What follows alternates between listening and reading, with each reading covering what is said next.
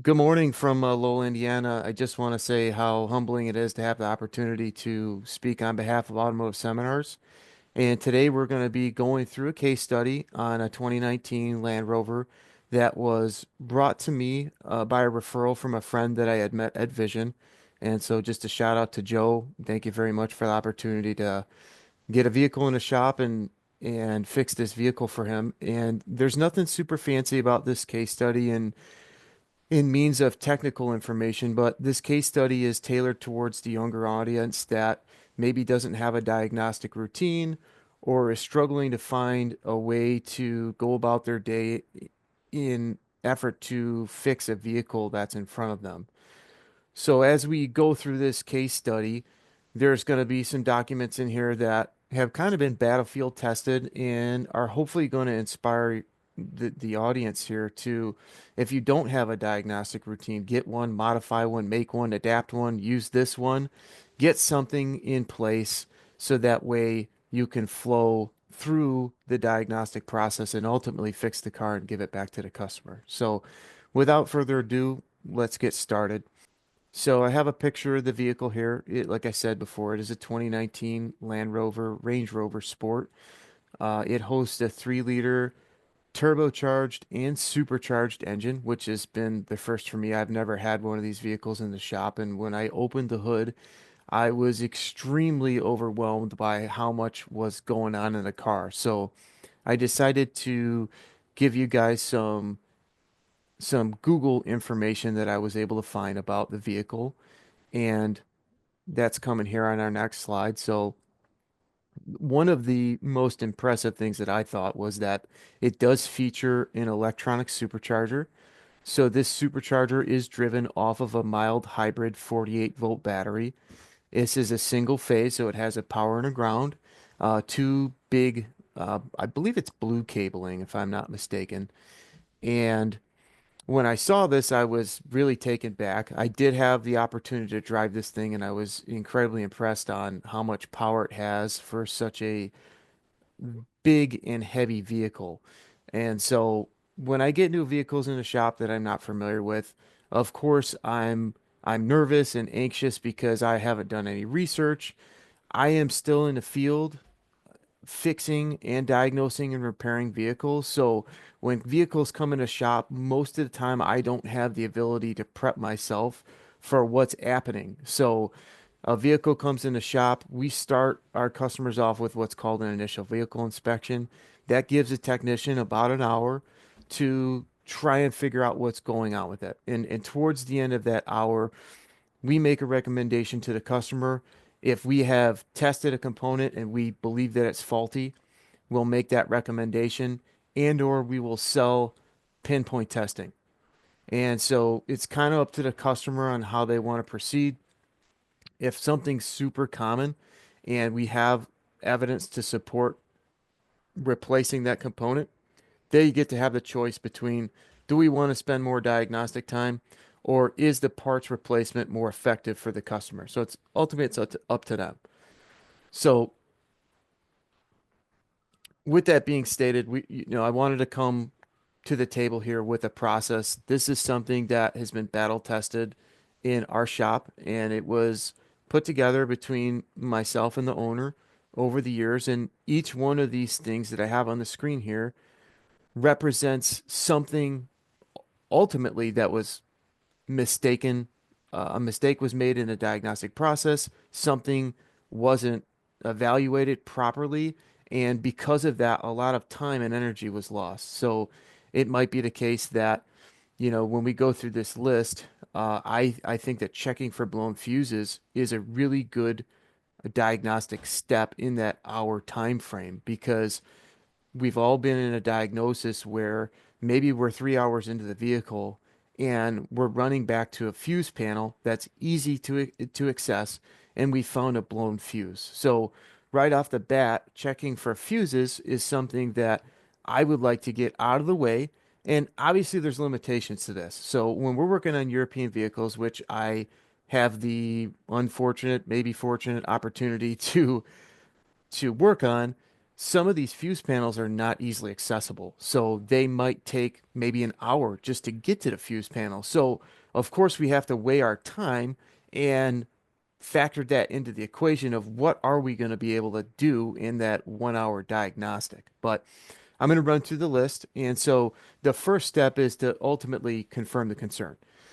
If I can't confirm the concern and I can't duplicate the problem, it's going to be really hard for me to have a test plan because ultimately I don't know what we're dealing with. And this is probably one of the greater challenges in the diagnostic process because a lot of times people are bringing in vehicles that have intermittent concerns or the way that you duplicate the concern you're not sure how to do. And a lot of times in my experience the customer has the best information to get you down the road of being able to duplicate it. So duplicating the concern is something that I absolutely want to get done first so I can derive tests after I duplicate it. The next thing is I'm going to do a full vehicle scan. I'm going to save those results. At our shop, we upload those results into our TechMetric account so the customer can see all of the trouble codes before and after the vehicle has been serviced.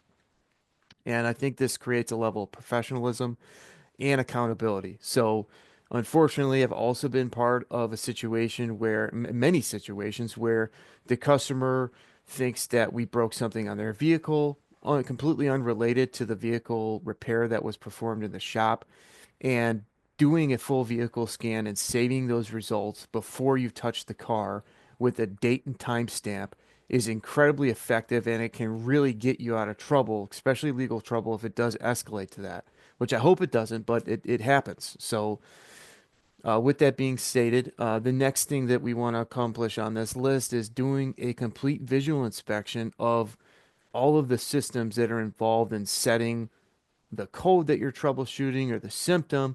So if we're dealing with the evaporative emissions code, getting that vehicle in on a lift, opening up the gas cap, checking the fuel door hinge, doing an underhood inspection. Has somebody modified any of the emission system components? Is the vehicle leaking gas? Getting up under the undercarriage, just doing a really good visual inspection and trying to see if we can find anything that's wrong with the car. Because in a lot of cases, if from my experience, yeah, I don't have any numbers to give you, but I think probably maybe in the realm of 50% of the time, the vehicle can be diagnosed with a simple physical inspection. You've gotten under the car, you see something hanging down, and that's related to the trouble code. That's related to the symptom that the vehicle is presenting. So we really can't get past this visual inspection because it does fix the vehicle a lot of the time. So the next thing on the list, which is incredibly informative, is creating accounts, getting online, and having subscriptions available to you that you can get service information from. So at our shop, we have the fortunate opportunity to use Identifix. We have All Data. We have ProDemand. And then I personally run accounts on IETN and Diag.net. So I have five resources to me immediately that I can pull information from, that I can research codes, that I could research symptoms, that I could look for common problems. I can get manufacturer technical service bulletins, and all of those help provide a bubble for me to operate in, so I'm not getting off in outer space and looking at things that probably don't need to be looked at. Because in today, I say outer space jokingly, but these vehicles are essentially spaceships. They're extremely complicated and complex, and they're involving technology that has been evolving for years and years and years with millions of engineers in this. So being able to diagnose a modern day vehicle is a bit of a feat in itself. So this vehicle, I ended up using quite a few resources to tackle. So, and we're going to see that coming up in a later slide. So we already went over blown fuses, but just to reiterate, blown fuses is incredibly, if the vehicle comes in with a single cylinder misfire, I'm not going to be checking fuses because I haven't run into a situation where there's any component on a vehicle, whether that be a fuel injector, an ignition coil, that is powered up by one fuse. Now, maybe if a whole bank was misfiring, I think that checking fuses would be a good idea. But for a single cylinder misfire, fuses is not something that's on my list. So this list can be kind of modified and adapted as we go through the vehicle that's presenting us with a symptom. So, and then lastly, but certainly most, one of the most important things is testing. So, with an hour, there's sometimes that I have 30 minutes to do testing. Sometimes it's 10. It depends on what's going on. So, I want to funnel my tests with if there's a hit and identifix that's going to present a testing path that's accurate and it's going to produce results. I want to use that to benefit my time because ultimately, if I can fix the car faster, I get another car in the shop and we're speeding up the efficiency of the shop. And at the same time, I want to fix the customer's concern. I don't want to be doing testing on a system that doesn't need to be tested when somebody's already been down this road before and it's going to make my job easier. And at the same time, I have this personal approach that I don't want to use these sites as a crutch. I still want to be able to grow in my diagnostic method and testing and be able to diagnose cars without these tools. And at the same time, I want to use them to be able to be efficient. So there's kind of a double-edged sword there for me and how I'm going to allow this to impact my diagnostic routine. So I hope that makes sense to you.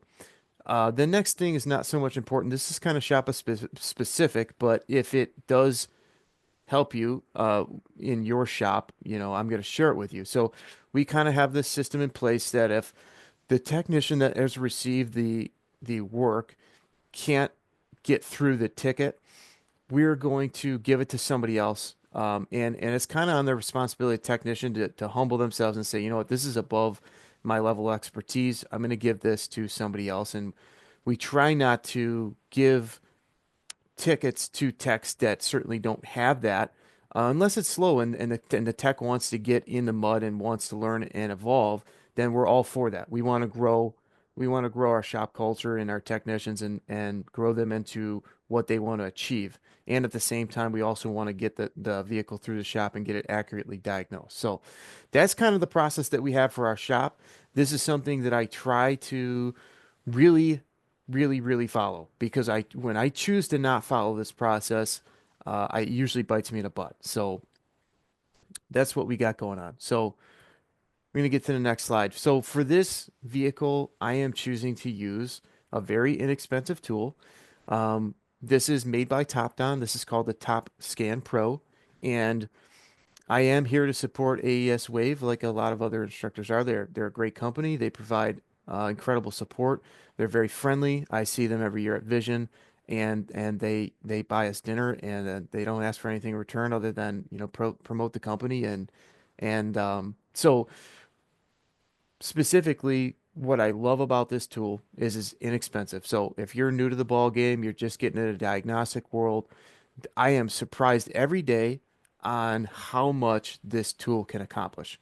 Certainly there's shortcomings, but for the price, it's incredible. This tool will hook up to iOS based systems or Android, so you could put this on a tablet, you can connect it to your iPhone like I have it, and the ability to do vehicle scans, save the scans, look at live data. They have a volumetric efficiency calculator built into the application. I'm just really impressed with what this tool can do for the price. And the updates, I believe, are $59 a year, if I'm not mistaken. That might have increased, but I'm not 100% sure on that, so don't hold me to it. But for the price, you really can't beat it. So this vehicle has come in, and I diagnosed this earlier in the year in April. And so this is a screenshot of what the diagnostic auto scan will reveal. So this is just one page. There's certainly a lot more to this, but I like this because it does provide you with a date and a timestamp, and it provides you with the mileage. Now, there's still bugs being worked on this. This tool just got released in the past year. This mileage is not accurate. It actually had somewhere in the 46,000 miles. It's not 4,000 miles. It did have higher miles than that. So there are some things that need to be worked out. still with this tool, but it does have a date and timestamp, so I think that's super important when we're dealing with recording information that is important to saving and documenting. So the PCM has set a P0507. And so like many vehicles in the past, I've seen this code many times and I'm kind of familiar and I kind of have a diagnostic routine on how I want to diagnose this car to begin with. And while I'm in the car, I'm doing an auto scan on this thing and I wanted to get into enhanced mode and I realized how unfruitful that would be because this this vehicle actually had somewhere around 1,000 PIDs in the engine control in the engine control module. So that was a huge brick wall for me. It was taking forever to load this thing. So I ended up doing a full scan, saving it, and then getting into generic, OBD2 generic to perform the diagnosis. And so when I get into this trouble code, really doesn't matter what the vehicle's on, but I really want to know what's going on with the fuel trims. And so this engine does support a mass airflow sensor. So the mass airflow sensor is one of the main inputs for fuel control in this vehicle. And what that does for me specifically is that it means that whatever air is coming into the engine needs to be monitored by the MAF. And so if there's any engine air that's getting into excuse me, if there's any outside air getting into the engine that isn't being metered by the mass airflow sensor, that's going to greatly impact the fuel trims. So while I'm in the car and I'm doing the scan, I want to look at the fuel trims and I want to have a basis for understanding, am I going to find a vacuum leak that I can hear? Am I going to find a disconnection in some sort of hose or a physical break in a hose that's impacting the fuel trims? And if I'm not impacting the fuel trims, that's going to lead me down to a different set of testing. So when I get in the car and I get an OBD2 generic and I've warmed up the vehicle, as you can see, the coolant temperature is warm. I'm trying to get a stable idle. Doesn't actually support a stable idle. It has a very large loping idle. It's surging, but it is staying in closed loop, and I can look at the trims. And what I notice is that the trims are elevated, and don't get me wrong, I would expect for spending $130,000 on a truck, I would have tighter fuel trims than this, but the car is broken, but the trims aren't terrible. They're a little bit above 10, which is kind of my threshold on whether or not I think there's a problem, but I'm not that far out. So what this is telling me is that I don't think that whatever's going on with the car is being affected or being metered by the mass airflow sensor. And so that is going to change my diagnostic routine as we're going to see that I'm not going to be focusing on vacuum leaks that can be found with a smoke machine. So other thing I want to add to the table is when I do a brake torque and I get this vehicle under load, which would remove the vacuum from the intake, the fuel trims do not get any better. They're still staying in the plus 10-ish range, and that also rules out that there isn't a leak that the mass airflow sensor is is picking up on. So, or not picking up on, depending on which way you want to look at it. So, I have gone into service information and I've retrieved a trouble code, and I just want to go through the list of what Land Rover seems to think the possibilities are. Now, I don't necessarily agree with all of the possibilities on this list. I think there could be many more, but this is a good frame of reference when we look at what they're publishing. So, prioritize list of possible leaks and causes. So we have a intake air system leakage. We have intake air system components incorrectly installed, loose or damaged pipework. We have crankcase breather system leakage, and then crankcase breather system components installed correctly. So what they want you to do is they want you to do a smoke test right off the bat. And when I looked at the scan data and I used the engine to rule out vacuum leaks, Because if you guys aren't aware, vacuum leaks occur in the presence of manifold vacuum. I think that's, kind of redundant in saying that, but without the presence of vacuum, we can't have vacuum leaks because the atmospheric pressure is equalized in the intake manifold versus outside pressure. So there's no flow because there's no difference in pressure. So when I do a brake torque and I get the throttle blade to open up and I've relieved the vacuum in the intake manifold, it's really hard for a vacuum leak to occur when there's no vacuum in the intake manifold. And I hope you would agree. So doing this brake torque and monitoring our fuel trims will help us funnel us into what's going on. And so, like I said earlier, the fuel trims didn't get any better. They kind of stayed the same. So this made me think that this was not a vacuum leak that was getting into the engine that is not being measured by the mass airflow sensor. So I actually am not going to hook up a smoke machine in this case. First step is going to be to pop the hood and do a visual inspection, but I am not interested in looking for a vacuum leak with a smoke machine. So, towards the end of this list and what I've reviewed from the data, I kind of think that there might be something going on with the crankcase breather. So, I'm not 100% sure, but I am suspecting that if the vehicle is sitting there loping and the PCM is unhappy with the idle, it can't control the idle effectively. I think that air is getting into the manifold, the intake manifold, and I think it's possible that it might be getting into the intake manifold in a way that it's being metered by the mass airflow sensor. And that's why our fuel trims are not faulty. So we're going to be talking about PCV designs here in a moment. And I typically see PCV designs fail in two distinct ways. So we're going to go over some basics and a lot of this is recapping, but in case you guys are new to the field and you want to understand more about modern day positive crankcase ventilation, this is going to help us out here. So we're going to get started on PCV operation and design.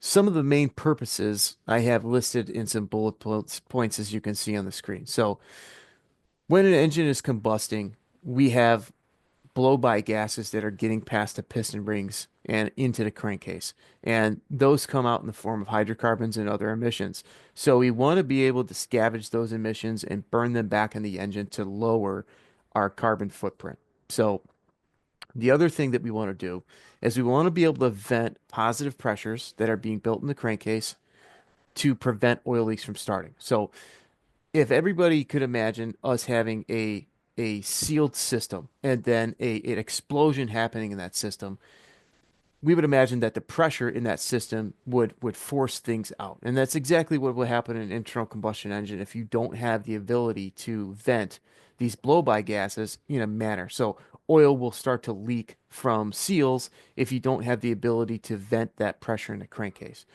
One of the other critical things that's needed, especially when we're talking about boosted vehicles or cars with superchargers and turbochargers, is we need to be able to block boost from entering the crankcase. So, as you guys are probably aware, the intake manifold is going to be connected to the PCV system. It's going to be able to draw the crankcase vapors out using engine vacuum. And when we're using a turbocharger or a supercharger and we're going down the road and we're building boost, that intake manifold vacuum now turns into pressure, and that pressure is now fed into the crankcase. So, in order to prevent us blowing seals out of the engine and creating massive oil leaks, we need to be able to install components in the PCV system that will block the positive pressures from and boost from entering into the crankcase. So we also need to be able to scavenge these crankcase pressures when boosting. So obviously, when we're boosting an engine, we don't have manifold vacuum pressures like we described before, and the PCV needs to be able to get those crankcase vapors out and in back into the intake tract so that we can burn them. So that's another function of modern day PCV system when we're dealing with boosted vehicles. One of the other points is being able to control the crankcase pressures. Now, modern day PCV systems definitely have a vast a vast change in what we would be considered normal for crankcase pressure. So there's many people in the field that do this. I try to make a document in a notebook that when I see a new vehicle comes in that doesn't have problems, I measure the crankcase pressure and record that. So that way, when the vehicle is broken, I know what broken is because there's vehicles that run 60 inches of water, some run 7 inches of water, and anything in between. So there's a big discrepancy in what is known good, and I like to get ahead of the ball game and record these numbers so that when the vehicle is broken, I have a frame of reference to make diagnostic decisions off of. So on some modern day systems, and the ones that I'm thinking of right off the top of my head is Audi. They can be equipped with a solenoid that's used to control the fresh air into the PCV system. So that is another added device that also factors in how the crankcase pressure is controlled. One of the most important characteristics of modern day PCV systems that are using a diaphragm and spring setup that we're going to see here in a minute is that they have a diagnostic nipple that is allowed for quick checks. So it's a common failure for this diaphragm to rupture. And when this ruptures, this allows atmospheric pressure to enter through the diaphragm into the vacuum side of the PCV. And so this not only performs an audible leak, but it's something that you can feel as you put your finger over the diagnostic nipple. And that is one of the most common ways that I see them fail on all manufacturers. So the next one I want to talk about I'm going to talk about the symptoms of when this diaphragm ruptures and what you can expect. And we're going to talk about how they affect both the speed density engine and the mass airflow design. So first and foremost, you are going to have high vacuum in the crankcase. So I have a manometer that is digital. It's made by Briggs and Stratton. Well, at least it's branded for them. I don't know what the actual manufacturer is, but it measures in inches of water. So if you're going to do this type of testing, you definitely need to get a tool that can monitor crankcase pressures on a finer scale than a vacuum gauge. Now, if a vacuum gauge is all you have, that can work great when there's a gross failure, but when there is a less gross failure, that is not the tool that you would want to use. So we expect high vacuum in a crankcase, so I'm going to measure this on some engines that don't support a dipstick. I have taken an oil cap and I have drilled through it and installed a vacuum nipple that I can make these measurements from. And for vehicles that do have dipsticks, I typically use some vacuum hoses and connections, and I use a old spark plug boot to connect to the dipstick tube. So that's how I make those measurements. I expect to see trim codes and or idle codes. Now, the trim codes are usually going to be if the vehicle has a mass airflow sensor. I don't want to say that it can't have a trim code if it's speed density, but a modern day speed density design with a massive vacuum leak has pretty impressive management skills to be able to control the idle without affecting without affecting the fuel trim. So if I see trim codes, I am usually going to be seeing that on a mass airflow engine. And if I'm only seeing idle codes, then I am suspecting that probably the system has a speed density setup. So the other thing that we're going to likely hear is very abnormal squealing noises coming from either end of the engine. So it could be leaking past the front crank seal or the rear main seal. And one of the effects of having a failed PCV system where the diaphragm is ruptured is sometimes it will physically break the oil seal. The most common application I've seen this done is on a Volkswagen 2-liter CCTA engine. This oil seal, I think, was just poorly designed. It was literally glued onto a metal plate, and I think it's just a matter of time before it fails in itself, but when we start adding crankcase vacuum onto the seal and really pulling on it, it can pull that seal away from the plate and create massive oil leaks. So the other thing that we can see when these diaphragms go bad is the evacuation of oil from the engine. So we have very high crankcase pressure, very high crankcase vacuum, and that is going to allow the intake manifold vacuum to siphon a high volume of oil from the crankcase. So if we have an engine that has a a oil consumption issue, the PCV system absolutely needs to be checked to make sure that we're not misdiagnosing the vehicle as a faulty engine. So another thing that we're likely going to have is map math throttle correlation faults. So again, if this is accompanied with a mass airflow sensor, it's going to be, and it has a map. It might have a map math. It might have a map throttle, something of that nature. But there's going to be other codes in there, probably that also assist a high idle code. Not all the time. Like this case, it just set one code, but a lot of times in my experience, I see multiple codes. So the other symptom that you might experience with one of these ruptured diaphragms is going to be an elevated idle or a surging idle or a loping idle. So you're sitting in the bay, it's the engine is racing and or it's sitting there and the engine is fluctuating greatly. So those are some of the symptoms that you would expect when you have a major diaphragm rupture. So one of the other ways that a modern day PCV system can fail is when the fresh air side metering fails. So in a PCV system, we have vacuum that is drawn, that is being created by the engine and the throttle blade, or in some cases by the variable valve intake lift.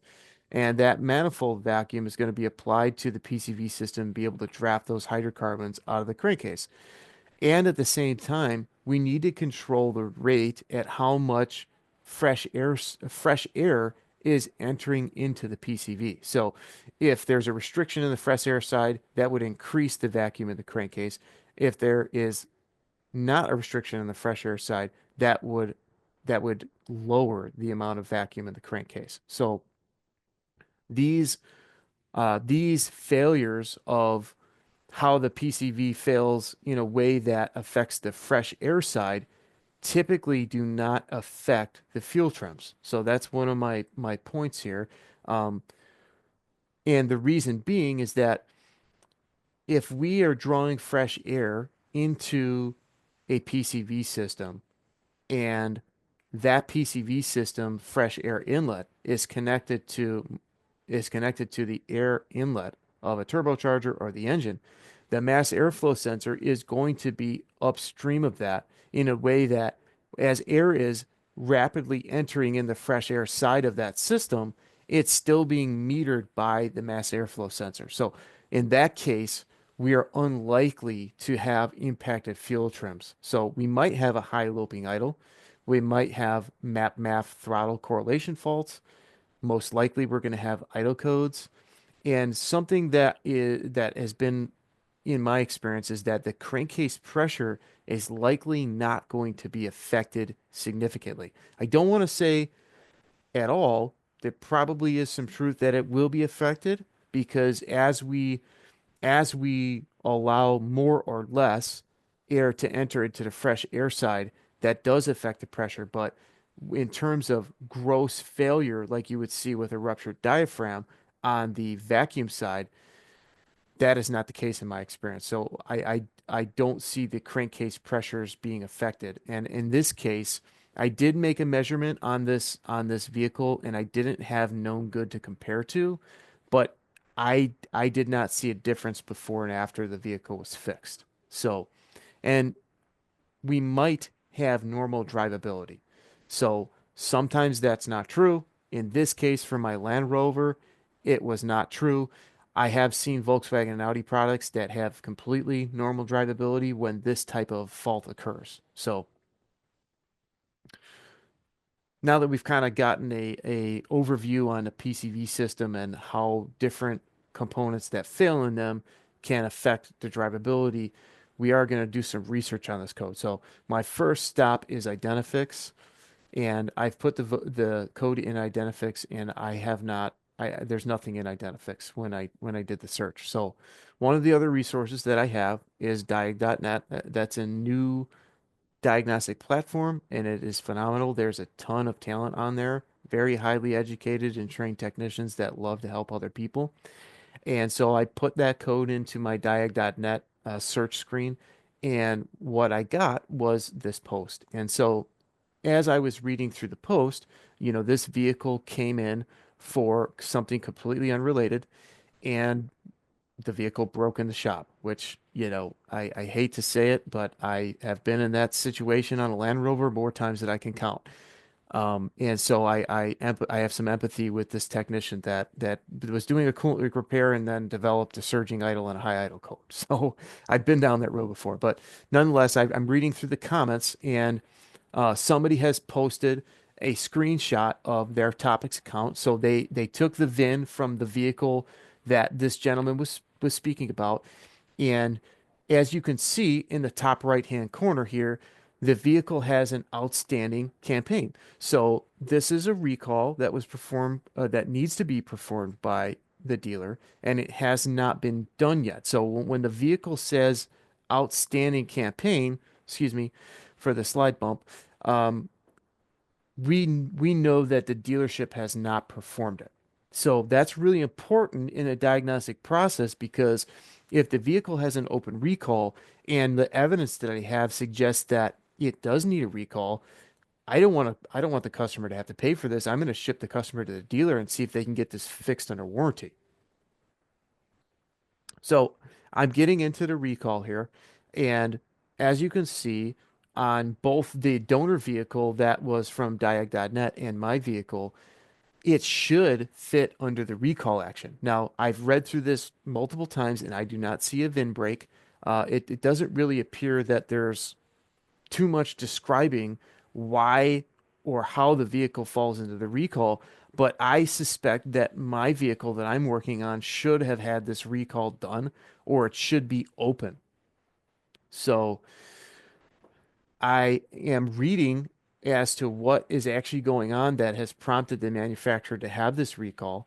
And what I'm seeing is that they're having issues with the rubber membranes that are in the PCB system, and they're breaking, or they're tearing, they're splitting, and this is allowing unmetered air to get into the intake manifold. And as a result, we're setting a P0507, and this is supposed to be fixed by the dealer. So another one of the resources that I'm fortunate to have is we have a subscription with AutoLogic, and I love to talk with these guys on the phone, because these dealer tech or former dealer technicians have had a lot of experience and they're very familiar with this problem. So I get them on the phone and I say, hey, I have this vehicle. I suspect it has a breather problem, and I want to know, does this vehicle have an open recall on it? So they were able to get into Topics for me. At that time, I didn't have a Topics account. I do now, but it is free, by the way. If you want to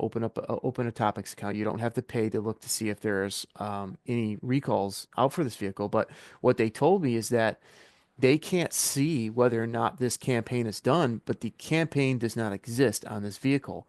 And when I was talking to the technician that worked for Opus IBS or Autologic, they seem to think that somebody probably did this recall, was paid to do this recall, and the recall was not performed.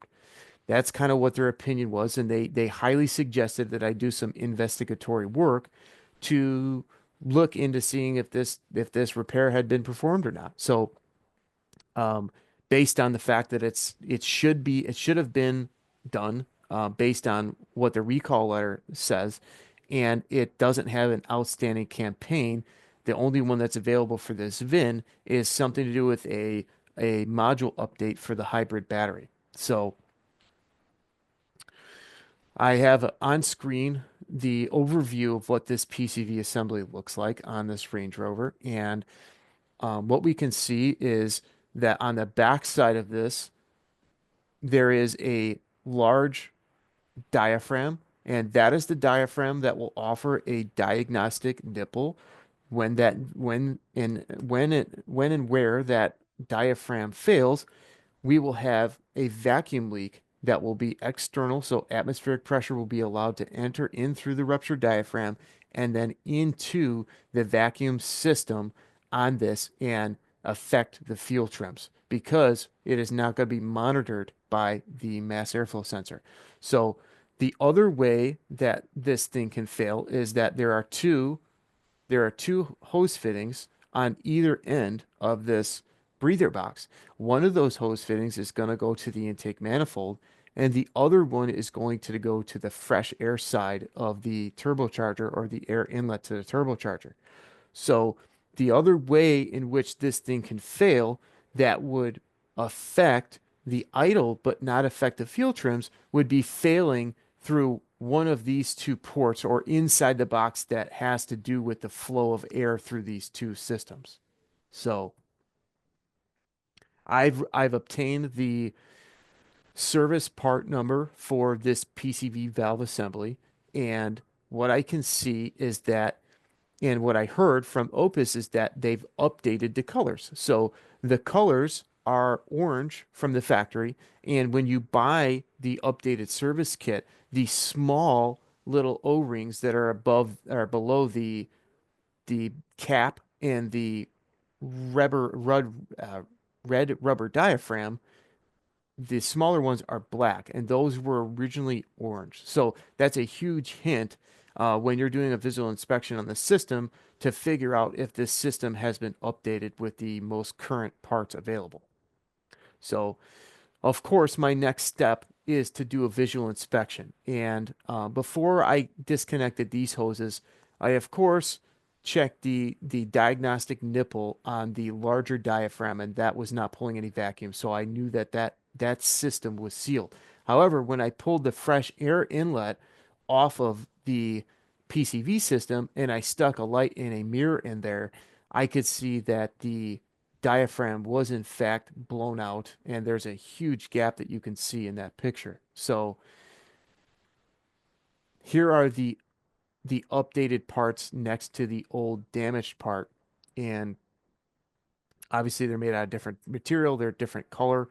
Have no idea what the longevity is going to be on these parts, but that is what ended up fixing the car. So they weren't super fun to install. I did get them in, but they were a little bit of a challenge. And so you can see I was had some grease in there that I applied to a socket so the washer would stay on the socket, and pressed that firmly on there, and cleared the trouble codes, and that resolved the high idle code and the surging and loping idle.